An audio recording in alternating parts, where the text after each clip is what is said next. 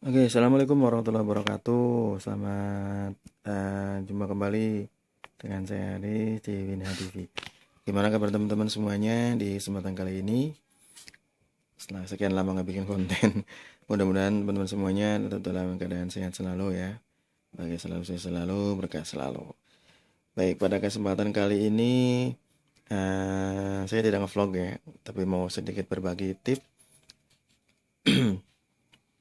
tentang perawatan ini ya, mengatasi tips dan trik mengatasi rem sepeda motor yang nggak pakem ya atau ngelos.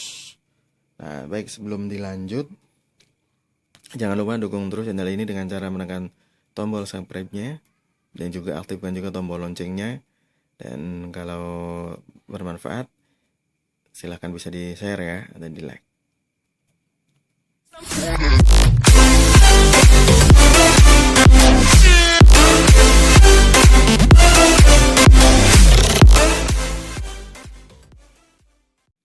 Baik, nah pada kesempatan kali ini untuk sepeda motor yang mau saya contohkan ya untuk perawatan atau pengecekan ini kendaraan bermotor tentang pengereman. Mungkin teman-teman kan pasti punya sepeda motor ya. Nah, mungkin juga pernah mengalami rem tangannya ya. Ini rem tangan ini tiba-tiba ngelos, tidak nggak jalan, tidak pakem gitu. Nah, apa penyebabnya kira-kira rem tangan itu tiba-tiba nggak pakem ya, nggak menggigit gitu ininya. Jadi cakramnya. Nah, ini sepeda motor yang saya gunakan ini adalah sepeda motor Jupiter MX ya.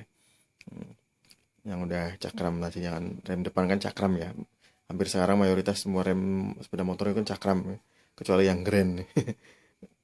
Nah, apabila mengalami hal yang demikian, teman-teman yang harus teman-teman lakukan untuk mengeceknya ya, untuk pengecekannya, pertama adalah pengecekan di minyak remnya.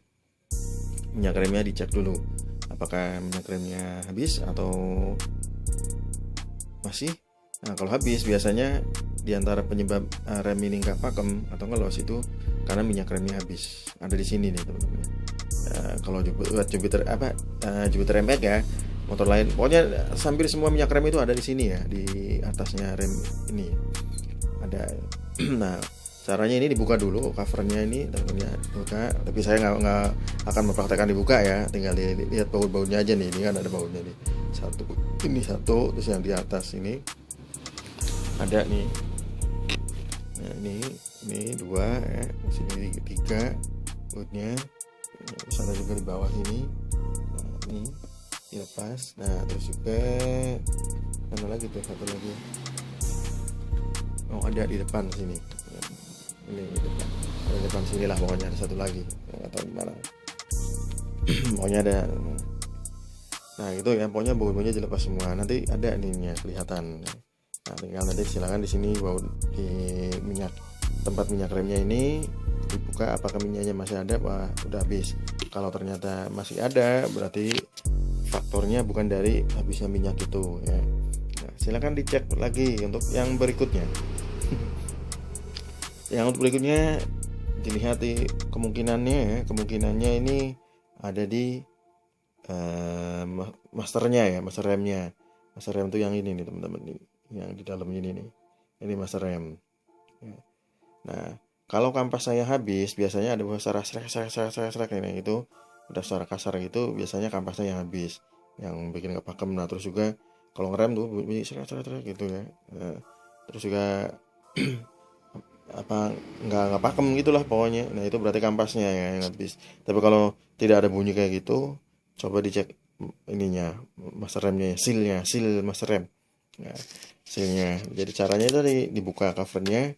Nah, terus dilepas ininya, remnya dilepas dulu. Nah, baru ininya dibuka. Ini ada penguncinya ya teman-teman ya. Ini ada penguncinya, nanti tinggal dicotek aja pakai obeng min, nanti juga akan lepas. Nah, kalau ininya yang rusak ini akibat biasanya bocor atau udah aus ya. Jadi tinggal diganti, beli yang baru ya. Murah, 15 ribuan. Atau 15 sampai 25 lah ini. Pokoknya ini tergantung merek. Nah, tadi tinggal pasang sendiri, gampang memasangnya juga. Nanti tinggal pasang lagi. Nah, tinggal nanti di ini lagi. Nah, pada saat buka ini biasanya minyak remnya nanti akan keluar juga ya. Akan kebuang. Nanti sediain juga minyak remnya. Nanti diisi lagi. Nanti kalau ini udah dipasang ya. Jadi ini dipasang ganti dulu, pasang baru isi minyak remnya. Nah, terus jangan dicoba di setel ya. Nah, kalau ini udah, nah terus juga jangan lupa ininya juga dibersihkan ya. Tempat minyak remnya itu karena ada lubang-lubangnya biasanya. Nah, lubang-lubangnya juga dibersihkan, saluran minyaknya supaya maksudnya barangkali ada sumbatan-sumbatan gitu supaya cepat bisa keluar lancar lah ininya ya. Jadi harus dibersihkan dulu. Ya, di di atas ininya nih. Di minyak remnya dalamnya ya lubangnya nih yang mengalir ke selang sini ke bawah ini. Oke, kita ke bawahnya.